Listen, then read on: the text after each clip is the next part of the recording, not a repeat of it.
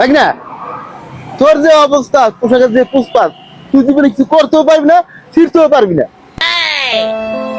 মামু তুমি এই কথা আমারে কইতে পারলা? হ্যাঁ, আমি জীবনে কিছুই শিখতে পারবো না।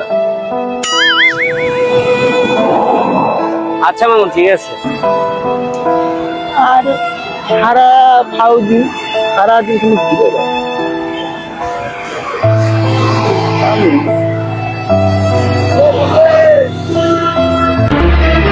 হ্যাঁ মামু কি ওটা কি করলি? তুমি বলেছিলে না কিছু শিখতে পারবো না, ছিঁড়ে দেখিয়ে দিলাম।